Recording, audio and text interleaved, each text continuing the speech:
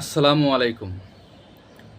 প্রধান উপদেষ্টা এবং উপদেষ্টা প্যানেলের সকলের প্রতি সম্মান এবং শ্রদ্ধা রেখেই বলছি,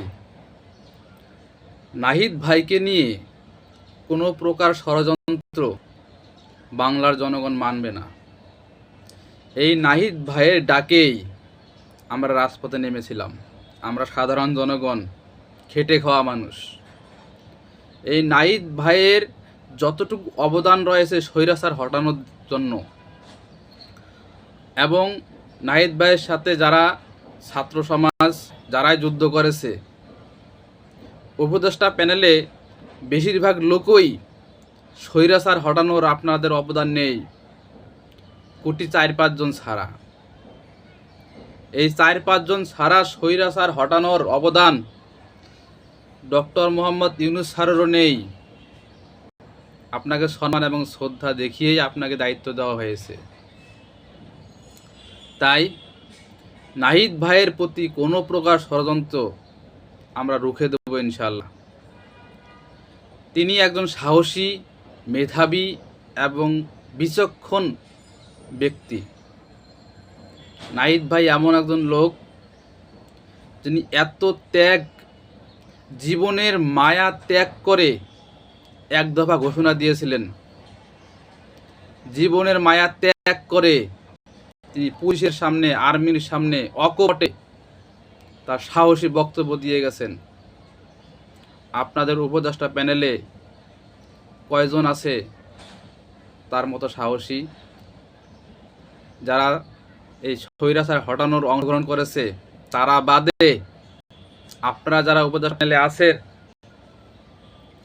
বেশিরভাগ লোকই আন্দোলনের সময় দেশের বাইরে ছিলেন। আপনারা জানেন না এখানে কি বিভীষিকা হয়েছে, কি কি অত্যাচার চালিয়েছে, কতটা জীবনের মায়া ত্যাগ করে রাজপথে থাকা লাগছে। আপনারা কি জানেন? আর এখন উপদেষ্টা প্যানেলে যোগ দিচ্ছেন সেই হাসিনা সরকার থাকাকালীন, স্বৈরাচার সরকার থাকাকালীন সুবিধাভোগীদের। ফারুকী সাহেবকে উপদেষ্টা প্যানেলে যোগ দিয়েছেন, কিভাবে দিলেন তাকে? কোন বিবেচনায় দিলেন আমাদের জনগণের বোধগম্য নয়। কিন্তু ডক্টর মোহাম্মদ ইউনূস স্যারের প্রতি সম্মান রেখেই বলছি, আপনি বাংলাদেশের সাধারণ জনগণের মত বোঝেন না, তাদের মন কী চায় এটা বুঝতেছেন না। আমার মনে হয় আপনি সাধারণ জনগণের সাথে চলাফেরা কম করেছেন। আপনি যে লেভেলে চলাফেরা করেছেন বাংলাদেশের গুটি কয়েক মানুষের সাথে, তাদের মধ্যে আপনি ভালো খুঁজে পান, তাদের মধ্যে আপনি মন্দ খুঁজে পান। সর্বস্তরের লোকের সাথে আপনি কখনোই চলাফেরা করেননি আমার মনে হয়। আপনি বিদেশে ছিলেন, বিদেশের লোকের কালচার আপনার মধ্যে রয়েছে, বাঙালিদের কালচার খুব একটা নেই। তাই আমি বলি, ষড়যন্ত্র এইসব রুখে দেব জনগণ। আমরা চাই বিপ্লব দিয়ে যেহেতু আমাদের এই অর্জন হয়েছে, তাই আপনাদের কর্মকাণ্ড হবে বিপ্লবের মতো। কোনো মেয় মেয় কর্মকাণ্ড আমরা চাই না। নাহিদ ভাইকে আমরা শ্রদ্ধা করি, ভালোবাসি। নাহিদ ভাইয়ের ডাকে আমরা মাঠে নেমেছিলাম। ওই সময় ওই প্রেক্ষাপটে এক দফা ঘোষণা দেওয়ার মতো সাহস কয়জনের ছিল? পুলিশের সামনে দাঁড়িয়ে বুক পেতে দেওয়ার সাহস কয়জন দেখিয়েছে? ছাত্র ভাইরা দেখিয়েছে, ছাত্র ভাইরা এগিয়ে গেছে, ছাত্র ভাইয়ের ডাকে আমরা সাড়া দিয়েছি।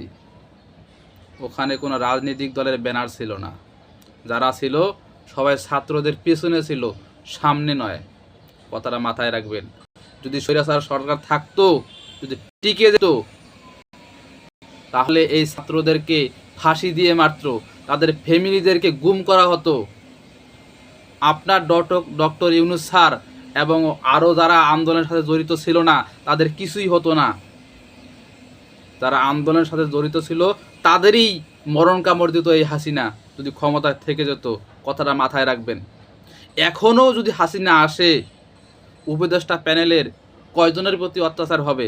যারা তাদের প্রতি অত্যাচার হবে যারা আন্দোলনে ছিল তাদের। তাই উপদেষ্টা প্যানেলে তারাই পাওয়ার যোগ্য যারা আন্দোলনের সাথে জড়িত ছিল, তারাই দেশপ্রেমিক, তারাই আসল দেশপ্রেমিক। ওই যে ফারুকী